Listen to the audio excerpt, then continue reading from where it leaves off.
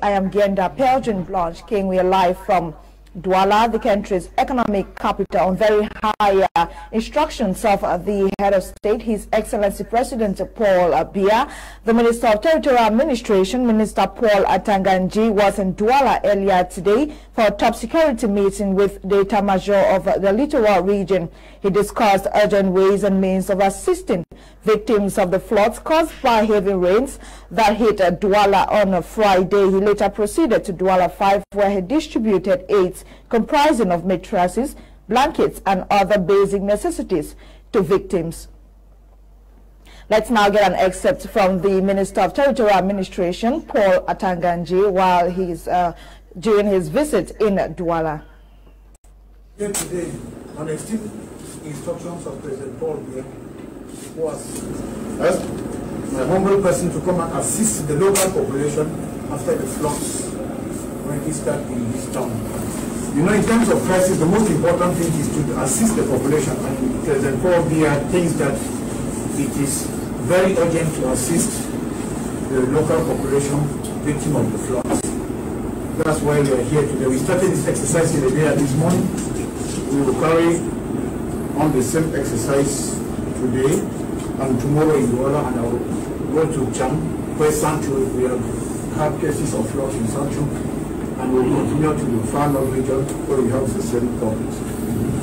I think it is important that while we all agree that climatic change will be one of the reasons of the floods, which are not very usual, the local population should have the administration also in having, I can say, a republican behavior. Drainage system has to be looked upon, but I think that if we send garbage all the time on the ground, I think we'll destroy the drainage system. And when the waters come, because all the drainage system, the water cannot circulate normally, then it will surface and will go into these floods. So I think that the local population should be sensitized so that they should know exactly what has to be done so that we avoid things like that. And secondly, all the administration concerned, President Paul Biya wants to have a comprehensive report on the situation and adequate solutions so that when we get to the dry season, we should do most of the repairs, because there's not much we can do now during the rainy season. There are certain things which cannot be done during the rainy season. So it means that after we must have made all the reports and proposals to send to President Paul Biya and to the primary side of government, all the different services should be prepared so that when we move into the dry season, we start doing all what has to be done. And over the weekend, the Douala City Mayor, Roger Mbassadine, accompanied by the Mayor of Douala 5, Richard Mfungwang, and the President of the Party for National Reconciliation, Honorable Cabral Libe, visited the affected areas to evaluate the realities and damages caused by the floods that hit Douala on Friday. Details in the following report with Audrey Zatsa. Makepe Misoke, Rond-Point Maïtur, Monté Hôpital Général. These are some of the quarters in Douala 5 visited by its mayor, Richard Mfungwang, and the Douala City Mayor, Roger Mbassadine, in the presence of Honorable Cabral Libe, the chairman of the political party for National Reconciliation, PCRN, on Saturday.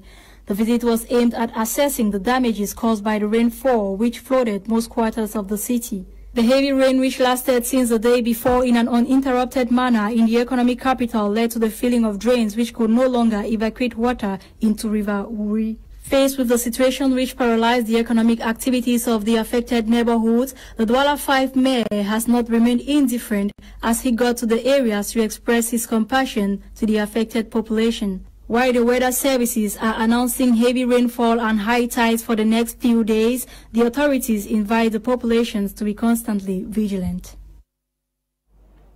The city mayor equally made a tour of areas hit by floods, accompanied by mayors of the affected localities, as student journalist on internship at Upper Content tells us in the following report.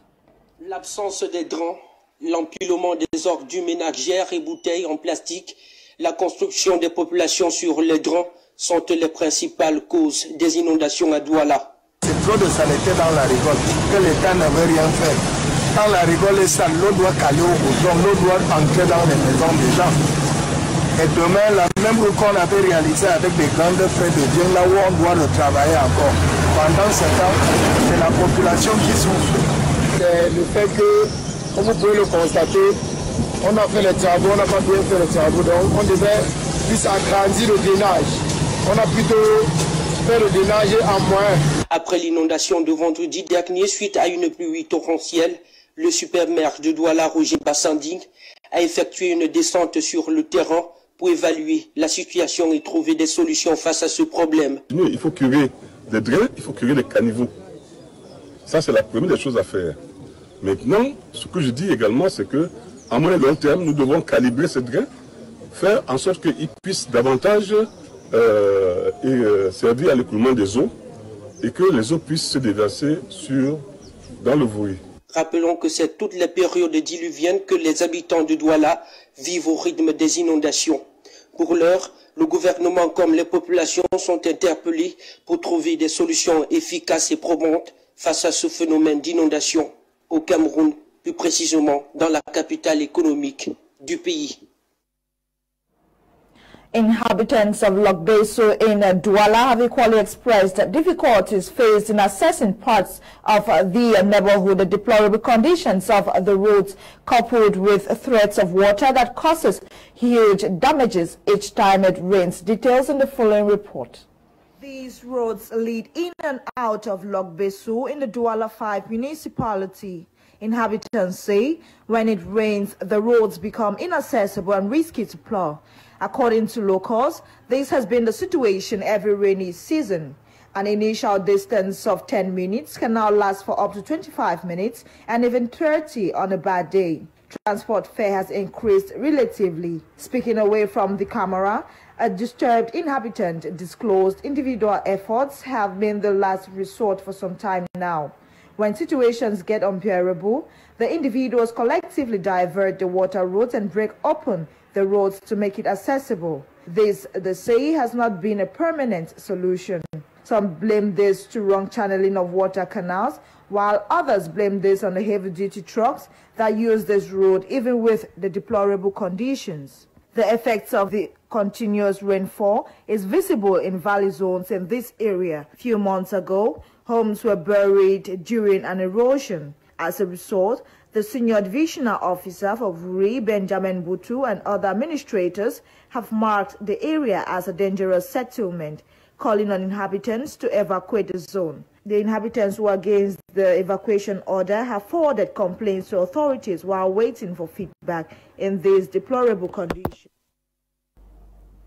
Over 500 households in Bojongo Abedi, a locality in Bonaberi Douala 4 subdivision, have lost their homes following a demolition exercise which started as early as 5:30 a.m. this morning. The demolition exercise is as a result of land disputes between the occupants and a Douala-based businessman who claims ownership of the land. Student journalist on internship Emanuela Ngela completes the story. It is a sad day for the population of Bojongo Abedi locality, Bonaberi Douala 4 subdivision, littoral region of Cameroon. Inhabitants wake up this early morning surrounded by security officials and caterpillar ready to demolish their houses as a result of prolonged land dispute between occupants of the over 17 hectares of land and a businessman Kamdem Diodone claiming ownership of the land. The big problem here with one man, they call him Mr. Kamdem Diodone. Since we don't be fair for 8 years, so we don't come to the land, 17 acres of land, my land. So we don't be for court for 8 years. Don't we need suspending land title. As the over 1,000 household watch her houses they have occupied for over 8 years are being demolished, struggle to save what is left of their property. As they watch their houses being demolished, this victim expresses doubt for the judicial system as it comes at a time when this case is still in court. Now see what will happen for Bojongo. Just the morning time, it starts since Thursday. 1 week of morning time, I'm in the surrender with compound. I'm the surrender with Pata. Said of Blowwick. But why wait the case is still for court? They never yet give judgment. Because if I told them, say they don't give judgment, they don't kind of feed, they notify we, some will come out, but they never yet notify we.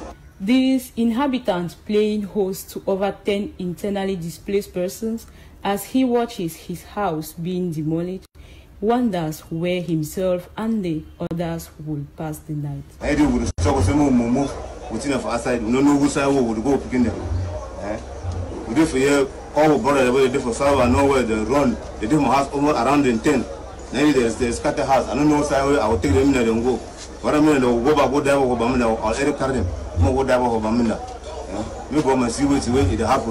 A situation that is beyond comprehension of the Bojongo Abedi. Some watch their homes reduced to nothing, while those who could not stand it pass out like this lady now gasping for air. The scene at Bojongo that began as early as 5:30 a.m. today saw the angry population erecting roadblocks in a bid to stop security officials from demolishing their houses, though all efforts proved futile. Agricultural and rural education and training will soon be integrated into the basic and secondary education curricula following the launch of the project in Yaoundé by the steering committee in charge. Eileen Sama reports. The project to integrate agriculture and rural development as educational subjects for primary and secondary students has been under study since August 2020 through an exchange platform involving Cameroon's Ministers of Basic Education, Laurent Serge Etondingwa, Secondary Education, Nalova Lionga, and that of Agriculture and Rural Development, Gabriel Mbairobe. During the meeting of the steering committee of the project, it was highlighted that these subjects, if included in the school curricula, will provide a great opportunity for learners to develop skills and know-how in order to lead them to the front of agro-pastoral professions. According to Gabriel Mbairobe, the agriculture bus in the country, it is a strategy which aims to bring the learner to gradually become an important actor in agricultural development by means of competency-based approach. The project for the integration of agricultural and rural education and training in the school curricula is yet to be finalized by the steering committee in charge to allow a good exploitation of the agro-pastoral potential of the country, a huge sector greatly promoted by President Paul Biya. You're on to Prime News on My Media Prime. Over the weekend in Bamenda, armed men visited the Mitaku Cooperative Union and with victims under gunpoint, they made away with undisclosed amount of money. Naivona with details.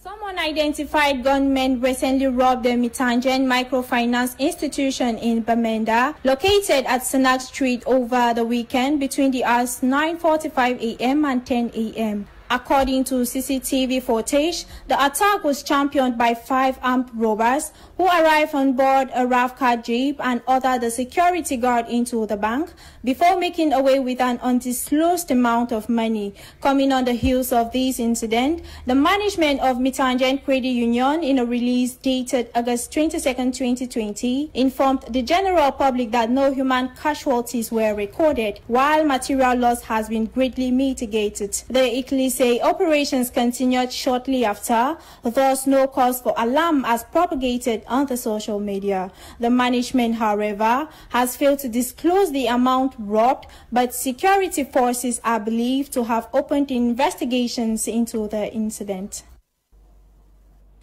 Inhabitants of Yoke in Moyoka subdivision have expressed their wish to see an end to the ongoing socio-political crisis in the English-speaking parts of Cameroon. They made their grievances known to elements of the defense forces after a joint security operation carried out by the National Gendarmerie and 21 while 15 suspects were arrested and are undergoing investigations. Details with a correspondent from the Southwest region, Crise.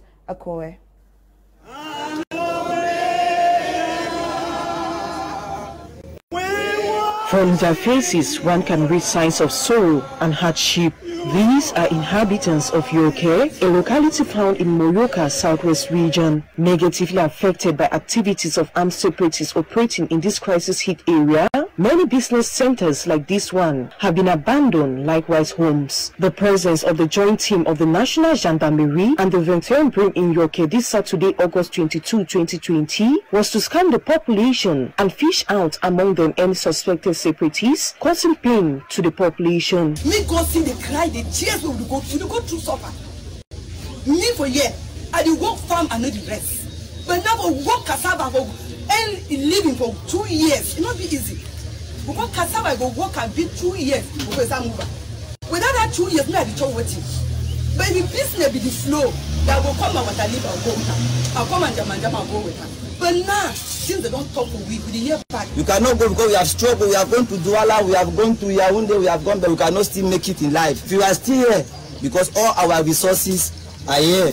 So we are begging government that let the government come to our aid. After listening to some problems raised by the inhabitants of Yoke, General Eba Benoit, who led the security operation, reassured the population that their worries will be tabled to higher authorities, while reiterating that their mission is to ensure the respect of human rights. I appreciate the intervention of the young pastor about the treatment of the Amber Boys and some military that might look alike. I want to reassure you that if I'm here because I believe in God as you people, and because I've been giving instructions that make sure all human rights are duly respected, and that there should be no confusion about who is the enemy, who is the friend. At the end of the peaceful security operation, 15 suspects were identified and are expected to undergo investigation. The people you've seen behind as among suspects. We are going to investigate right now, gather proofs. For those against whom we will not have enough proofs, okay, they will be free. Meanwhile, the defense and security forces are leaving no stone unturned to ensure that calm returns to the crisis-hit areas, while the population is expected to collaborate for their security.